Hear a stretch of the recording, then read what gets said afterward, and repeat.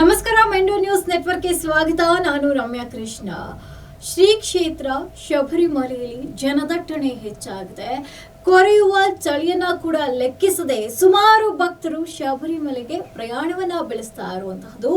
ಇನ್ನು ಈ ಒಂದು ಜನದಟ್ಟಣೆಯಿಂದ ಸಾಕಷ್ಟು ಸಮಸ್ಯೆ ಆಗ್ತಾ ಇದೆ ಅಂತ ಹೇಳಿ ಟಿಡಿಪಿ ಅಧ್ಯಕ್ಷರು ಕೂಡ ಹೇಳಿಕೊಂಡಿರುವಂತದ್ದು. ನಿನ್ನೆ ಕೂಡ ಏಕಾಏಕಿ ಸರದಿ ಸಾಲಿನಲ್ಲಿ ನಿಂತಿದ್ದಂತಹ 58 ವರ್ಷದ ಮಹಿಳೆ ಕುಸಿದು ಸಾವನ್ನಪ್ಪಿದ್ದಾರೆ. ಆಕೆಯ ಮೃತದೇಹವನ್ನ ತವರಿಗೆ ಕಳಿಸುವಂತಹ ಎಲ್ಲಾ ಒಂದು ಕ್ರಿಯೆಯನ್ನ ಕೂಡ ನಡೆಸಲಾಗಿದೆ. ಯಾವುದೇ ರೀತಿಯಾದಂತಹ ಅಹಿತಕರ ಘಟನೆಗಳು ನಡೆಯಬಾರದು ಅನ್ನುವಂತಹ ಉದ್ದೇಶದಿಂದಾಗಿ ಎಲ್ಲಾ ರೀತಿಯ ಮುನ್ನೆಚ್ಚರಿಕೆ ಕ್ರಮಗಳನ್ನ ತೆಗೆದುಕೊಂಡಿದ್ದೇವೆ ಅಂತ ಹೇಳಿ ಟಿಡಿಪಿ ವತಿಯಿಂದ ಹೇಳಿರೋದು. ಆದ್ರೆ ಭಕ್ತರು ಏನಪ್ಪಾ ಹೇಳ್ಕೊಂತ ಇದ್ದಾರೆ, ಭಕ್ತರು ಸಮಸ್ಯೆಗಳನ್ನ ಹೇಳ್ಕೊಂಡಿರೋದು ನೋಡೋದಾದ್ರೆ ಯಾವುದೇ ರೀತಿಯಾದಂತಹ ಮೂಲಭೂತ ಸೌಕರ್ಯಗಳನ್ನ ಒದಗಿಸಿಲ್ಲ. ಒಂದಷ್ಟು ಭದ್ರತಾ ಸಿಬ್ಬಂದಿಗಳನ್ನ ಇನ್ನೂ ಹೆಚ್ಚಾಗಿ ನೇಮಿಸಬಹುದಾಗಿತ್ತು. 18 ಮೆಟ್ಟಿಲುಗಳನ್ನ ಏನೇರ್ತಾರೆ ಅಲ್ಲೇ ಒಂದಷ್ಟು ನೂಕು ನುಗ್ಗಲುಗಳು ಜಾಸ್ತಿ ಆಗ್ತಾ ಇದೆ. ಕಾಲ್ ತುಳಿತ ಸಂಭವಿಸಬಹುದು. ಯಾಕಂದ್ರೆ ಊಹೆಗೂ ಮೀರಿ ಸಾಕಷ್ಟು ಭಕ್ತರಿಂದ ಬರ್ತಾ ಇರುವಂತದ್ದು ಅಂತ ಕೂಡ ಹೇಳ್ಕೊಂಡಿದ್ದಾರೆ. ಜೊತೆಗೆ 2011ರಲ್ಲೂ ಕೂಡ 100ಕ್ಕೂ ಹೆಚ್ಚು ಜನ ಕಾಲ್ ತುಳಿತದಿಂದ ಸಾವನ್ನಪ್ಪಿದ್ರು. ಆ ರೀತಿಯಾದಂತಹ ಯಾವುದೇ ರೀತಿಯಾದಂತಹ ಅಹಿತಕರ ಘಟನೆ ನಡೀಬಾರ್ದು ಅಂದ್ರೆ ಎಲ್ಲಾ ರೀತಿಯ ಮುನ್ನೆಚ್ಚರಿಕೆ ಕ್ರಮವನ್ನ ತೆಗೆದುಕೊಳ್ಳಬೇಕು ಅಂತ ಭಕ್ತರಿಂದ ಹೇಳಿರೋದು. ಜೊತೆಗೆ ಶೌಚಾಲಯಗಳಲ್ಲಿ ಸ್ವಚ್ಛತೆ ಇಲ್ಲ, ಈ ರೀತಿಯಾದಂತಹ ಮೂಲಭೂತ ಸೌಕರ್ಯಗಳ ಒಂದಷ್ಟು ಸಮಸ್ಯೆಗಳನ್ನ ಮುಂದಿಟ್ಟಿರುವಂತದ್ದು.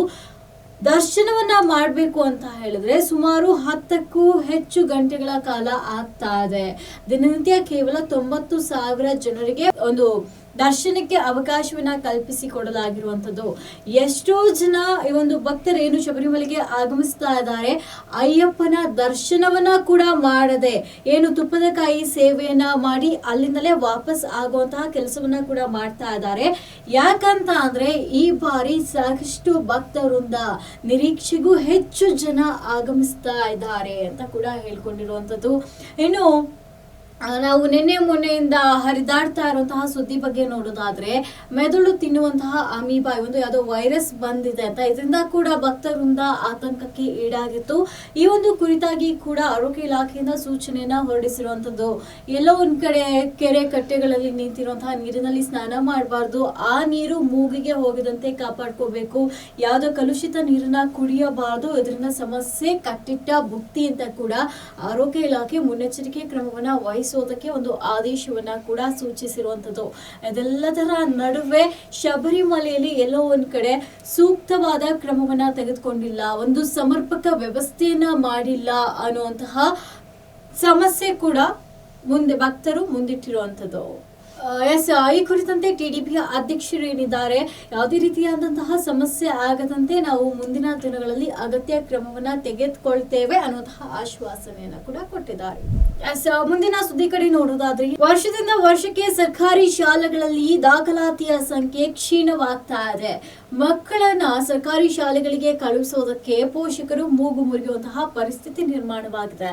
ಮಕ್ಕಳನ್ನ ಸರ್ಕಾರಿ ಶಾಲೆಗಳತ್ತ ಪೋಷಕರು ಕಳಿಸಬೇಕು ಅಂದ್ರೆ ಏನ್ ಮಾಡ್ಬೇಕು, ಜೊತೆಗೆ ಮಕ್ಕಳಿಗೆ ಯಾವ ರೀತಿಯಾದಂತಹ ಹೊಸ ರೀತಿಯಲ್ಲಿ ಶಿಕ್ಷಣವನ್ನ ನೀಡಬೇಕು, ವಿಡಿಯೋ ಆಡಿಯೋಗಳ ಮುಖಾಂತರ, ಧ್ವನಿಯನ್ನ ಕೇಳಿಸೋ ಮುಖಾಂತರ, ಯಾವುದೋ ಚಿತ್ರವನ್ನ ತೋರಿಸೋ ಮುಖಾಂತರ ವಿಭಿನ್ನ ರೀತಿಯಲ್ಲಿ ಮಕ್ಕಳಿಗೆ ಶಿಕ್ಷಾರ್ಜನೆಯನ್ನ ಯಾವ ರೀತಿ ಮಾಡಬಹುದು, ಮತ್ತೆ ದಾಖಲಾತಿ ಹೆಚ್ಚಾಗಬೇಕಂತ ಅಂದ್ರೆ ಯಾವೆಲ್ಲ ಕ್ರಮಗಳನ್ನ ತೆಗೆದುಕೊಳ್ಬೇಕು ಅನ್ನೋಂತಹ ನಿಟ್ಟಿನಲ್ಲಿ ಬಿಇಒಗಳಿಗೆ, ಡಿಡಿಪಿಐಗಳಿಗೆ ಹಾಗೂ ಮುಖ್ಯ ಶಿಕ್ಷಕರು, ಪ್ರಿನ್ಸಿಪಲ್ಗಳಿಗೆ ಸರ್ಕಾರದಿಂದ ಒಂದು ಹೊಸ ಆಫರ್ ಅನ್ನ ಕೊಟ್ಟಿರುವಂತದ್ದು.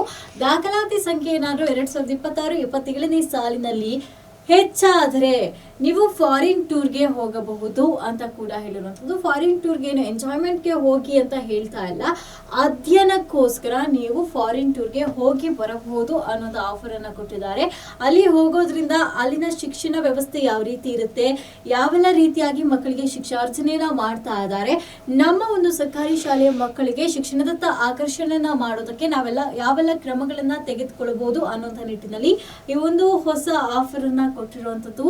ಸರ್ಕಾರಿ ಶಾಲೆಗಳಲ್ಲಿ ಉಚಿತ ಶಿಕ್ಷಣ, ಸಮವಸ್ತ್ರ, ದಾಖಲಾತಿ, ಮಧ್ಯಾಹ್ನದ ಉಪಹಾರ ಎಲ್ಲವನ್ನ ನೀಡಿದ್ರು ಕೂಡ ಪೋಷಕರಿಗೆ ನಿರಾಸಕ್ತಿ ಯಾಕೆ, ಜಾಗೃತಿಯನ್ನ ಮೂಡಿಸಿದ್ರು ಕೂಡ ಯಾಕೆ ಮಕ್ಕಳನ್ನ ಪೋಷಕರು ಸರ್ಕಾರಿ ಶಾಲೆಗಳಿಗೆ ಕಳಿಸ್ತಾ ಇಲ್ಲ ಅನ್ನೋ ನಿಟ್ಟಿನಲ್ಲಿ ಪ್ರತಿ ಗ್ರಾಮದಲ್ಲೂ ಇನ್ನು ಮುಂದೆ ಸರ್ಕಾರಿ ಶಾಲೆಗಳ ಬಗ್ಗೆ ಜಾಗೃತಿ ಅಭಿಯಾನವನ್ನ ಮೂಡಿಸೋದಕ್ಕೆ ರಾಯಭಾರಿಗಳನ್ನ ಆಯ್ಕೆ ಮಾಡಬೇಕು ಅಂತ ಕೂಡ ತಿಳಿಸಿರುವಂತದ್ದು. ಇದರಿಂದ ಯಾವೆಲ್ಲ ಸವಲತ್ತುಗಳು ಸಿಗುತ್ತೆ, ಯಾವ ರೀತಿಯಲ್ಲಿ ಸರ್ಕಾರಿ ಶಾಲೆಗಳನ್ನ ಅಭಿವೃದ್ಧಿ ಪಥದತ್ತ ತೆಗೆದುಕೊಂಡು ಹೋಗಬಹುದು ಅನ್ನುವಂತ ನಿಟ್ಟಿನಲ್ಲಿ ಶಾಲಾ ಶಿಕ್ಷಣ ಇಲಾಖೆ ಒಂದಷ್ಟು ಆದೇಶ, ಸಲಹೆ, ಸೂಚನೆಗಳನ್ನ ಸಂಬಂಧಪಟ್ಟ ಇಲಾಖೆಯ ಅಧಿಕಾರಿಗಳು ಹಾಗೂ ಶಿಕ್ಷಕರಿಗೆ ತಿಳಿಸಿರುವಂತದ್ದು. ಸಸ್ಯಕಾಶಿ ಲಾಲ್ಬಾಗ್ ರೀತಿಯಲ್ಲೇ ಕಬ್ಬನ್ ಪಾರ್ಕ್ ನಲ್ಲೂ ಕೂಡ ಇನ್ನು ಮುಂದೆ ಫ್ಲವರ್ ಶೋನ ಏರ್ಪಡಿಸಲಾಗುತ್ತೆ ಅಂತ ಕೂಡ ಇಲಾಖೆ ಸೂಚನೆಯನ್ನ ಹೊರಡಿಸಿರುವಂತದ್ದು. ನವೆಂಬರ್ 27ರಿಂದ ಡಿಸೆಂಬರ್ 7ರವರೆಗೂ 11 ದಿನಗಳ ಕಾಲ ಫ್ಲವರ್ ಶೋ ಅನ್ನ ಏರ್ಪಡಿಸಲಾಗಿದೆ. ಮಕ್ಕಳ ದಿನಾಚರಣೆ ಹಾಗೂ ಕನ್ನಡ ರಾಜ್ಯೋತ್ಸವದ ಪ್ರಯುಕ್ತ ಈ ಒಂದು ಫ್ಲವರ್ ಶೋ ಅನ್ನ ಆಯೋಜನೆ ಮಾಡಲಾಗಿರುವಂತದ್ದು. ಎಲ್ಲಾ ರೀತಿಯ ಸಿದ್ಧತೆಯನ್ನ ಕೂಡ ನಡೆಸಲಾಗ್ತಾ ಇದೆ. ಜೊತೆಗೆ ಮಕ್ಕಳಿಗೆ ಹಾಗೂ ದೊಡ್ಡವರಿಗೆ ಒಂದಷ್ಟು ವಯಸ್ಕರರಿಗೆ ಒಂದಷ್ಟು ಪ್ರತ್ಯೇಕವಾದ ವೆಚ್ಚವನ್ನ ಅಂದ್ರೆ ಎಂಟ್ರಿ ಫೀಸ್ ಅನ್ನ ತೆಗೆದುಕೊಂಡ್ರೆ ಸರ್ಕಾರಿ ಶಾಲೆ ಮಕ್ಕಳಿಗೆ ಉಚಿತ ಪ್ರವೇಶವನ್ನ ಕೂಡ ಈ ಒಂದು ಕಬ್ಬನ್ ಪಾರ್ಕ್ ನಲ್ಲಿ ನೀಡಲಾಗ್ತಾ ಇರುವಂತದ್ದು. ಜೊತೆಗೆ ಏನೆಲ್ಲ ಪ್ರದರ್ಶನ ಇದೆ ಅಂತ ನೋಡೋದಾದ್ರೆ ಬೋನ್ಸಾಯಿ ಪ್ರದರ್ಶನ, ಚಿತ್ರಕಲಾ ಪ್ರದರ್ಶನ, ಸ್ಥಳದಲ್ಲಿಯೇ ಚಿತ್ರ ಬಿಡಿಸುವಂತಹ ಪ್ರದರ್ಶನ ಕೂಡ ಏರ್ಪಡಿಸಲಾಗಿದೆ. ಜೊತೆಗೆ ಸಾಂಸ್ಕೃತಿಕ ಕಾರ್ಯಕ್ರಮಗಳನ್ನ ಕೂಡ ಏರ್ಪಡಿಸಲಾಗಿರುವಂತದ್ದು. ಸಮಯವನ್ನ ನಿಗದಿಪಡಿಸಿ ಸಾಂಸ್ಕೃತಿಕ ಕಾರ್ಯಕ್ರಮವನ್ನ ಕೂಡ ಏರ್ಪಡಿಸಲಾಗಿದೆ. ಲಾಲ್ಬಾಗ್ ಪುಷ್ಪ ಪ್ರದರ್ಶನದ ರೀತಿಯಲ್ಲೇ ಕಬ್ಬನ್ ಪಾರ್ಕ್ ನಲ್ಲೂ ಕೂಡ ಪುಷ್ಪ ಪ್ರದರ್ಶನವನ್ನ ಏರ್ಪಡಿಸಲಾಗಿರುವಂತದ್ದು. ಆದ್ರೆ ಮಕ್ಕಳು ಶಾಲೆಯ ಗುರುತಿನ ಚೀಟಿಯನ್ನ ಪ್ರದರ್ಶಿಸಬೇಕು ಅಂತ ತೋಟಗಾರಿಕೆ ಇಲಾಖೆಯ ಉಪನಿರ್ದೇಶಕಿ ಜಿ ಕುಸುಮ ಅವರು ಮಾಹಿತಿಯನ್ನ ಕೊಟ್ಟಿರುವಂತದ್ದು. ಸರ್ಕಾರಿ ಶಾಲೆ ಮಕ್ಕಳು ಏನು ಉಚಿತವಾಗಿ ಪ್ರವೇಶವನ್ನ ಪಡಿತಾರೆ ಅಂತಹ ಮಕ್ಕಳು ಶಾಲೆಯ ಗುರುತಿನ ಚೀಟಿಯನ್ನ ಪ್ರದರ್ಶನವನ್ನ ಮಾಡಬೇಕು. ಮತ್ತೆ ಯಾವೆಲ್ಲ ರೀತಿಯಾದಂತಹ ಪ್ರದರ್ಶನ ಇರುತ್ತೆ, ಯಾವೆಲ್ಲ ಒಂದಷ್ಟು ಫಲ ಪುಷ್ಪಗಳನ್ನ ಇಲ್ಲಿ ಒಂದಷ್ಟು ಪ್ರದರ್ಶನಕ್ಕೆ ಇಡಲಾಗುತ್ತೆ ಅಂತ ಎಲ್ಲಾ ಮಾಹಿತಿಯನ್ನ ತೋಟಗಾರಿಕೆ ಇಲಾಖೆಯವರು ಮಾಹಿತಿಯನ್ನ ಹಂಚಿಕೊಂಡಿದ್ದಾರೆ. ಮತ್ತೊಂದು ಸುದ್ದಿಯನ್ನ ನೋಡೋದಾದ್ರೆ ದೃಶ್ಯಂ ಸಿನಿಮಾ ರೀತಿಯಲ್ಲಿ ಸಂಬಂಧಿ ತಮ್ಮನನ್ನ ಕೊಲೆ ಮಾಡಿರುವಂತಹ ಘಟನೆ ನಡೆದಿದೆ. ಈ ಒಂದು ಘಟನೆಯನ್ನ ಭೇದಿಸುವಲ್ಲಿ, ಈ ಒಂದು ಪ್ರಕರಣವನ್ನ ಭೇದಿಸುವಲ್ಲಿ ಅತ್ತಿಬೆಲೆ ಪೊಲೀಸರು ಯಶಸ್ವಿಯಾಗಿದ್ದಾರೆ. ಆಂಧ್ರದ ಕುಪ್ಪ ಮೂಲದ ವ್ಯಕ್ತಿಯಿಂದ ಹಣವನ್ನ ಕೊಡು, ನಾನು ದುಪ್ಪಟ್ಟು ಮಾಡಿಕೊಳ್ತೇನೆ ಅಂತ ಹೇಳಿ ದಾಯಾದಿ ಸಂಬಂಧಿ ಅಂತ ಅಂದ್ರೆ ಸೋದರ ಸಂಬಂಧಿ ಇಸ್ಕೊಂಡಿರ್ತಾನೆ. ಆದ್ರೆ ಒಂದಷ್ಟು ದಿನಗಳಾದ್ರೂ ಕೂಡ ಯಾವುದೇ ರೀತಿಯಾದಂತಹ ಕರೆಯನ್ನ ಸ್ವೀಕರಿಸಿದ್ದಕ್ಕೆ, ನೆಪವನ್ನ ಹೂಡ್ತಿದ್ದಕ್ಕೆ ನನಗೆ ಹಣ ವಾಪಸ್ ಬೇಕು ಅಂತ ಕೇಳಿದ್ದಾರೆ ಶ್ರೀನಾಥ್. ಆದರೆ ಪ್ರಭಾಕರ್ ಎಂಬಾತ ಸೋದರ ಸಂಬಂಧಿಯಲ್ಲಿ ಅಣ್ಣನಾದ ಈತ ಹಣವನ್ನ ವಾಪಸ್ ಕೊಡ್ತೇನೆ, ಮನೆಗೆ ಬಂದು ತೆಗೆದುಕೊಂಡು ಹೋಗು ಅಂತ ಹೇಳಿದ್ದಾನೆ. ಮನೆಗೆ ಹೋದಂತಹ ಸಂದರ್ಭದಲ್ಲಿ ಸುತ್ತಿಗೆಯಿಂದ ಆತನ ತಲೆ ಮೇಲೆ ಹೊಡೆದು ಆತನನ್ನ ಕೊಲೆ ಮಾಡಿ ಮನೆಯ ಒಂದಷ್ಟು ಮನೆಯ ಆಸುಪಾಸಿನಲ್ಲೇ ಆತನನ್ನ ಮುಚ್ಚಿ ಹೂತಿಟ್ಟ ಪ್ರಕರಣ ನಡೆದಿದೆ. ಮನೆಯಿಂದ ಹೊರಡುವಾಗ ತನ್ನ ಪತ್ನಿಗೆ ಶ್ರೀನಾಥ್ ತಿಳಿಸಿ ಹೋಗಿರ್ತಾರೆ.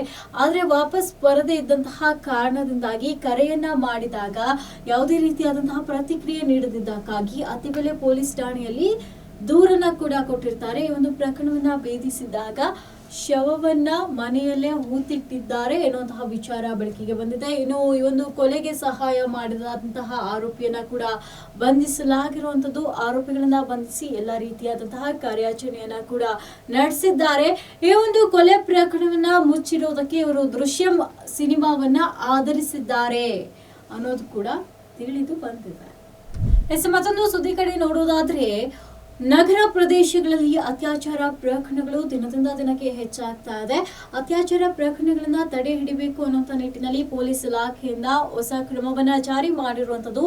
ಇನ್ನು ಮುಂದೆ ಎಲ್ಲಾ ಕ್ಯಾಬ್ಗಳಲ್ಲಿ ಮಹಿಳೆಯರ ಸುರಕ್ಷತೆಗಾಗಿ ಒಂದು ಸ್ಟಿಕ್ಕರ್ ಒಂದನ್ನ ಅಂಟಿಸಲಾಗಿರುತ್ತೆ. ಆ ಒಂದು ಸ್ಟಿಕ್ಕರ್ ನಲ್ಲಿ ಮಹಿಳೆಯರ ಸುರಕ್ಷತೆಗಾಗಿಯೇ KSP ಆಪ್ ನ QR ಕೋಡ್ ಇರುವ ಸ್ಟಿಕ್ಕರ್ ಅನ್ನ ಅಂಟಿಸಲು ಮುಂದಾಗಿದ್ದಾರೆ.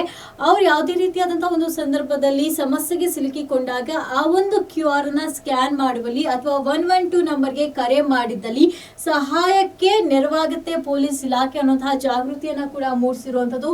ಜೊತೆಗೆ ನಗರ ಪೊಲೀಸ್ ಆಯುಕ್ತರಾದಂತಹ ಸೀಮಂತ್ ಕುಮಾರ್ ಸಿಂಗ್ ಅವರು ಕಮಿಷನರ್ ಕಚೇರಿ ಮುಂಭಾಗ ಪಿಂಕ್ ಟ್ಯಾಕ್ಸಿಗೆ ಸ್ಟಿಕ್ಕರ್ ಅನ್ನ ಅಂಟಿಸುವ ಮುಖಾಂತರ ಚಾಲನೆಯನ್ನ ನೀಡಿದ್ದಾರೆ.